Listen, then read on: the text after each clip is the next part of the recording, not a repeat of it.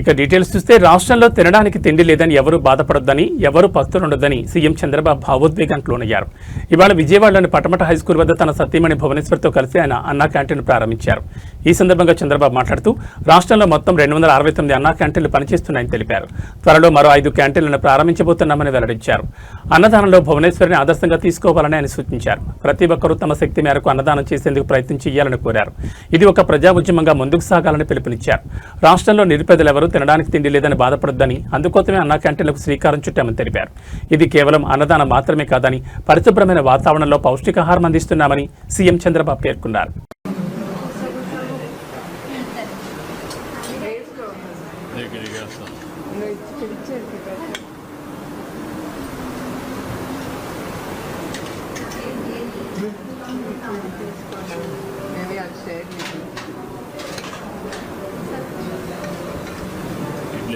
ఇడ్లీ పెట్టు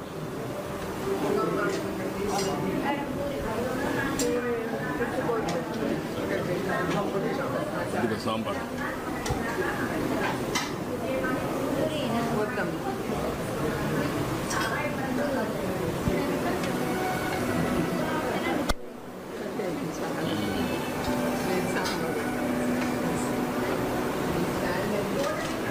ఇక్కడ పెట్టారా బాగున్నారా? బాగున్నారంతా. కొంచెం నువ్వేం చేస్తావమ్మా? ఆటో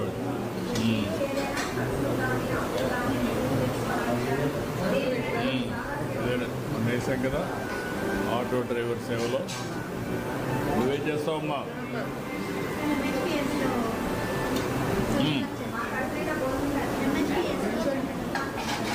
అచ్చమ్మా.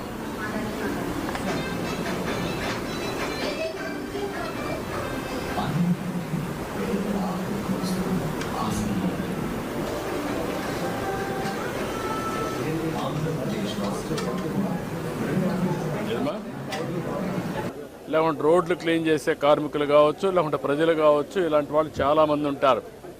ఎక్కడన్నా భోజనానికి పోవాలంటే 100 రూపాయలు మినిమం ఒక పూటకు డబ్బులు పే చేసే పరిస్థితి వస్తుంది. అక్కడ కూడా పౌష్టికాహారం దొరికే పరిస్థితి లేదు. ఇవన్నీ పరిష్కారం కోసం పెట్టాం. ఈరోజు ఇక్కడ ఏదైతే ఈ ఫౌండేషన్ ఉందో, మన అన్నా క్యాంటీన్ ఇస్కాన్ ఫౌండేషన్ చాలా మంచి వర్క్ చేస్తున్నారు. అది కూడా సెంట్రలైజ్డ్ కిచెన్ పెట్టి, అది కూడా చాలా పౌష్టికాహారం కానీ వెరైటీస్ కూడా పెంచి రుచికరమైన నాణ్యమైన ఫుడ్ పెట్టే పరిస్థితికి వచ్చారు. ఈరోజు రాష్ట్రంలో 269 అన్నా క్యాంటీన్లు పనిచేస్తున్నాయి. మొన్నే 62 ఓపెన్ చేశాం. ఇంకొక 5 కూడా తొందరలోనే ప్రారంభమవుతాయి. 275 క్యాంటీన్ని ప్రారంభిస్తున్నాం. ఈరోజు దీనికోసం నేను ఒకటే మా ఫ్యామిలీ అందులో భువనేశ్వర్ గారిని మనస్ఫూర్తిగా అభినందిస్తున్నాను. ఈరోజు నా పుట్టినరోజు సందర్భంగా 76 లక్షల రూపాయలు రాష్ట్రం మొత్తం అన్ని అన్నా క్యాంటీన్లో ఫ్రీగా 3 పూట్ల భోజనం పెట్టడానికి ముందుకు వచ్చారు. ఒక స్ఫూర్తిదాయకంగా నిలిచారు. ఈరోజు నేను ఒకటే ప్రజలందరికీ విజ్ఞప్తి చేస్తున్నా, ఇది ఒక స్ఫూర్తిదాయకమైన కార్యక్రమం. అన్నదానం అన్నింటికంటే మహాపవిత్రమైనది.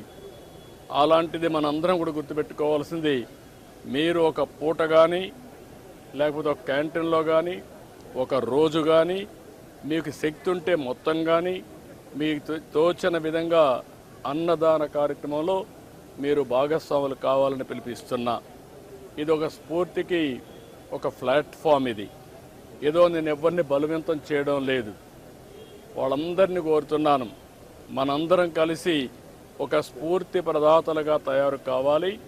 ఈ రాష్ట్రంలో ఏ వ్యక్తి ఆకలితో బాధపడుతున్నాడు అనే పరిస్థితి రాకూడదు. ఆంధ్రప్రదేశ్ అన్నపూర్ణ, ఒకప్పుడు దేశానికే అన్నం పెట్టిన రాష్ట్రం. ఈరోజు మన రాష్ట్రంలో ఏ ఒక్క వ్యక్తి ఆకలితో బాధపడకుండా కడుపు నిండా తిండి పెట్టే పరిస్థితి మనం తీసుకురావాల్సిన అవసరం ఉంది. ప్రభుత్వం పెట్టలేక కాదు, ప్రభుత్వం పెట్టగలుగుతాం. దానికంటే ముఖ్యంగా ఒక స్ఫూర్తికి ఇది ఒక ప్లాట్ఫామ్గా తీసుకుని మీరందరూ భాగస్వాములు కావాల్సిన అవసరం ఉంది. ఇది ప్రజా ఉద్యమంగా ముందుకు పోవాలి. నేను అందుకే P4 తీసుకొచ్చాను. P4 కూడా ప్రభుత్వం, ప్రైవేట్, పబ్లిక్ భాగస్వామ్యం. అందులో అన్నా క్యాంటీన్ కూడా ఒకటి. ఇది ఒకటే కాదు, డబ్బులుండే ప్రతి ఒక్కరు కూడా టాప్ 10%, బాటమ్ 20%ని అన్ని విధాలా ఆదుకోవాలి. అందుకే పేరు కూడా MBK అని పెట్టాను. మార్గదర్శి బంగారు కుటుంబం 10-20, 10-20, పైనుండే 20 మంది 10 మంది, కింద నుండే 20 మందిని అనునిత్యం ఆదుకునే కార్యక్రమం చేయాలి. అది కూడా ఒక పూట ఏదో ఇచ్చేయడం కాదు, ఒక పూట కాకుండా వాళ్ళని short term, medium term, long term ఈ 3 దృష్టిలో పెట్టుకొని మనతో సమానంగా వాళ్ళని పైకి తీసుకొచ్చే పరిస్థితి, అన్ని విధాలు ఆదుకుని సమాజంలో ఆర్థిక అసమానతను తగ్గించే దిశగా అందరూ ఆలోచించాల్సిన అవసరం ఉంది. అదే నిజమైన ప్రజాస్వామ్యం, అదే సమాజానికి స్ఫూర్తి. అలాంటి కార్యక్రమంలో భాగంగానే ఈరోజు ఇక్కడికి వచ్చినప్పుడు నాకు చాలా సంతోషం కలిగింది. చాలామందితో ఇంటరాక్ట్ అయ్యాను. వాళ్ళ ఆనందం చూస్తే నాకు చాలా తృప్తినిచ్చింది. ఈ కార్యక్రమానికి సహకరించిన భువనేశ్వర్ గారిని మనస్ఫూర్తిగా అభినందిస్తూ, కుటుంబాన్ని మనస్ఫూర్తిగా అభినందిస్తూ, మరొకసారి రాష్ట్రంలో అందరికీ విజ్ఞప్తి చేస్తున్నా, ఆంధ్రప్రదేశ్ అనే మాట అన్నపూర్ణ. ఈ అన్నపూర్ణలో ఎవ్వడు కూడా ఆకలితో బాధపడకూడదు. గడిచిన ప్రభుత్వాన్ని చూసాం, ఇలాంటి బంగారు లాంటి క్యాంటీన్లు. దీన్ని చూస్తే ఎట్లా మన